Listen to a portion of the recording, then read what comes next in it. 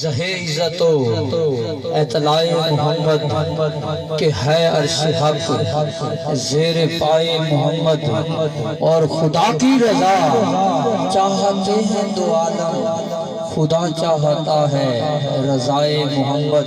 حجابت کا زیرہ عنایت کا جوڑا کرم بن کے نکلی دعائے محمد، رضا پل سے اب واجد کرتے گزریے کہ ہے ربی صلی وسلم صدائے محمد، کہ ہے ربی صلی وسلم صدائے محمد۔ غزوہ تبوک کے موقع پر جب عیسائیوں کو یہ خبر ہوئی کہ جو مسلمانوں کے پاس مال زر کم ہے، ابھی حملہ کرتے ہیں جیت جائیں گے، یہ خبر میرے نبی تک پہنچی تو پہلی بار میرے نبی نے اعلان کیا کہ آؤ وہ ادھر آتے ہیں ہم ادھر چلتے ہیں۔ 1000 کلومیٹر کا فاصلہ طے کرتے ہیں، 1000 کلومیٹر پڑاؤ بھی لگے گا، بڑا پیسہ مال بھی لگے گا۔ تو اس وقت حضور نے فرمایا، حضور نے یہ اصحاب سے کہا، دے مال راہ حق میں تم میں ہے جو مالدار، سن کر یہ ارشاد تڑپ سے اٹھے کئی اصحاب، عمر بولے آج آگے آگے عمر ہوگا، عثمان بولے غنی کی، غنی کے لقبے کا، غنی کے لقب کا خطاب بڑا ہوگا، سارے بڑھتے گئے، لے آیا سارے چیزیں ہر کوئی گھر، مگر اتنے میں وہ رفیق نبوت بھی آ گیا۔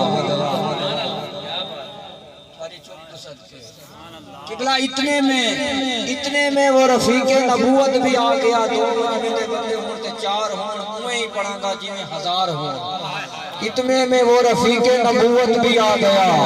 کیا لے کے آیا اپنے گھر میں؟ دیواروں پہ ہاتھ لگا کر کہیں سوئی نہ رہ جائے، سب کچھ لے کے آیا، زمینوں، درموں، دینار، مالکوں، سارے جانور، اشت قبر، خوب سطر، قاتل و حمار، مرد وفا فرشت۔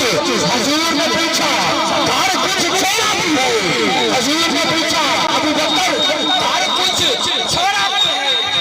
لاہوری نے 2 لائنوں میں جواب دیا۔ کیا لکھ دیا؟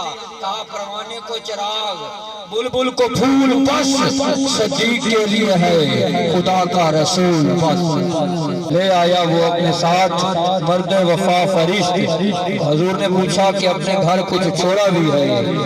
تو کہا پروانے کو چراغ، بلبل کو پھول، بس صدیق کے لیے ہے، صدیق کے لیے ہے خدا کا رسول بس۔ اور صدیق کو صحیح نامے کوئی اختلاف تھا، یہ شام کی اولاد کا اپنا قیاس ہے۔ سن دے بیٹھے ہو، آگ چھوڑو، سبحان اللہ۔